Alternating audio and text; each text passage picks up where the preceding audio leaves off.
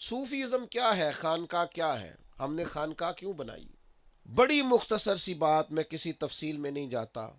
نبی پاک علیہ السلام نے جو اپنی بعثت کے مقاصد بیان کیے نا کہ میں دنیا میں کیوں آیا ہوں، ان میں سے ایک بڑا مقصد نبی پاک نے یہ بیان کیا ہے کہ میں اخلاق کی تکمیل کرنے دنیا میں آیا۔ تمہارے اخلاق میں، کما ارسلنا فیکم رسولا منکم یتلو علیکم آیاتنا ویزکیکم، اخلاق بہتر کرنے، تزکیہ نفس کرنے۔ صوفیزم کیا ہے؟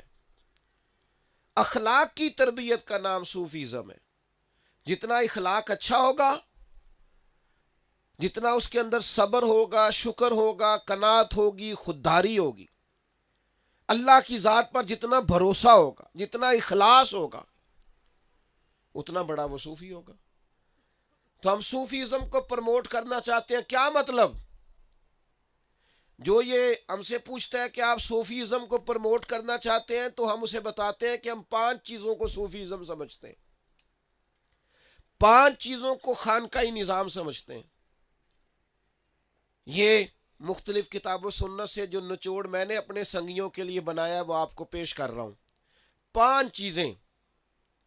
سب سے پہلے صوفیزم کا پہلا نقطہ یہ ہے کہ ہر چیز سے بڑھ کر اللہ اور اس کے رسول سے محبت کرنی۔ والذین آمنوا اشد حبا للہ، رج کے پیار کرنا ہے اللہ رسول سے، اور عملاً آنکھوں میں آنسو ہو، سینے میں درد ہو۔ اس کی صرف نعت نہ ہو، وہ سچ مچ والا۔ حضرت بریلوی رحمۃ اللہ علیہ کے پاس ایک صاحب نعت لکھ کے لے آئے، کہنے لگے ذرا میری نعت دیکھے، ٹھیک ہے؟ تو آپ نے وہ نعت دیکھی تو اس میں انہوں نے نا یہ لکھا ہوا تھا کہ یا رسول اللہ، میں آپ کی یاد میں تڑپتا ہوں، میں روتا ہوں، میں بلکتا ہوں، میں سسکیاں لیتا ہوں، میں ساری رات سوتا نہیں۔ یہ نعت میں انہوں نے حضور کے لیے عرض کیا تھا، استغاثہ۔ تو نبی کریم صلی اللہ علیہ وسلم کی بارگاہ میں ان کی لکھی ہوئی نعت جب فاضل بریلوی کو انہوں نے دکھائی کہ اصلاح کر دیں کوئی، تو اعلیٰ حضرت فرمانے لگے یہ جو کچھ آپ نے لکھا ہے، آپ کی کیفیت ایسی لگتی تو نہیں کہ آپ تڑپتے ہوں حضور کی یاد میں اور رات بھر آپ سوتے نہ ہوں۔ تو کہنے لگا جی نہیں، یہ تو شاعری ہے نا۔ تو آپ فرمانے لگے نبی پاک کی بارگاہ میں جھوٹ بولتا ہے، حضور کی بارگاہ میں تو جھوٹ بولتا ہے، تو جیسا نہیں ہے ویسا کہتا ہے۔ یہ پتا ہے یہ صوفیزم ہے کہ سچ مچ تو تڑپے حضور کے لیے، اور سچ مچ تو رات جاگے نبی پاک کے لیے، سچ مچ۔ فاضل بریلوی کا آپ کوئی بھی شعر اٹھا کے دیکھ لیں، وہ کوئی ایسی کیفیت بیان نہیں کرتے جو ان کی نہیں ہے، جو ان کی ہے۔ اے عشق تیرے صدقے جلنے سے چھٹے سستے، جو آگ بجھا دے گی وہ آگ لگائی۔ وہی بات کرتے ہیں جو ان کا اصل منظر نامہ ہے۔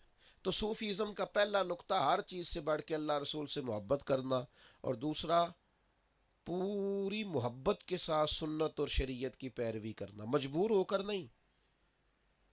صوفی ڈنڈے کے زور پر دین پر نہیں لگاتا، صوفی نا دین گھول کے پلا دیتا ہے۔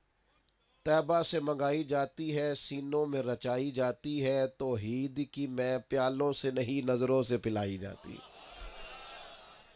صوفی کہتے ہیں پلاؤ اسے حضور کی محبت۔ تیسری بات صوفیزم کی وہ ہے تزکیہ نفس۔ تزکیہ نفس کا معنی ہے تمام غلاظتیں نکال دینی ہے، حسد، بغض، کینہ، ہرس، ہوس، لالچ نکال دے، اپنے دل میں محبت، پیار، عاجزی، انکساری بھر لے، تو تزکیہ نفس ہے۔ اور چوتھی بات صوفیزم میں ہوتی ہے برداشت، رواداری، خدمت خلق۔ برداشت اور رواداری نہ ہو تو مخلوق کی خدمت نہیں ہوتی، کیونکہ بہت سارے لوگ ایسے ہوتے ہیں آپ خدمت کرتے ہیں، وہ لالچ کرتے ہیں۔ تو برداشت اور رواداری پیدا کرو گے تو خدمت خلق ہوگی، مخلوق کی خدمت کرنا۔ تو خدمت خلق، یہ جو کوئی لنگر کھا جاتا ہے اوخو، یہ روح کو تازہ کر جاتا ہے۔ دنیا آوے کھا کھا جاوے راضی ہووے بلا، اس کا کوئی مزہ ہے جو کوئی لنگر کھا کے جاتا ہے؟ اس کا کوئی سرور ہے؟ یہ روحانیت ہے۔ اور پانچویں بات ہے صوفیزم میں یقین کامل ہو اور اخلاص پورا ہو۔ اگر یہ 5 باتیں موجود ہوں تو صوفی کامل ہے۔ یہ ہے اصل میں خانقاہی نظم، اللہ رسول کی محبت، شریعت کی پابندی، تزکیہ نفس، خدمت خلق، اور اس کے ساتھ رواداری ہو، برداشت ہو۔ اور پانچواں، یقین کامل، اور یہ ہم آپ کے اندر پیدا کرنا چاہتے ہیں، یہ ہم اپنے اندر پیدا کرنا چاہتے ہیں، یہ ہم سوسائٹی میں پیدا کرنا چاہتے ہیں، یہ ہم ماحول کو دینا چاہتے ہیں۔ یہ تحریک اصلاح معاشرہ ہے، یہ خانقاہ شریف ہے، یہی ہمارا سارا کچھ۔ اسی کے لیے محنت کر رہے ہیں، اسی کے لیے ادارے بنا رہے ہیں، اسی کے لیے بچے پڑھا رہے ہیں، اسی کے لیے کتابیں لکھ رہے ہیں، یہی ہمارا اصل عنوان ہے۔ اب یہ پیدا ہو گیا تو سب ٹھیک ہو گیا۔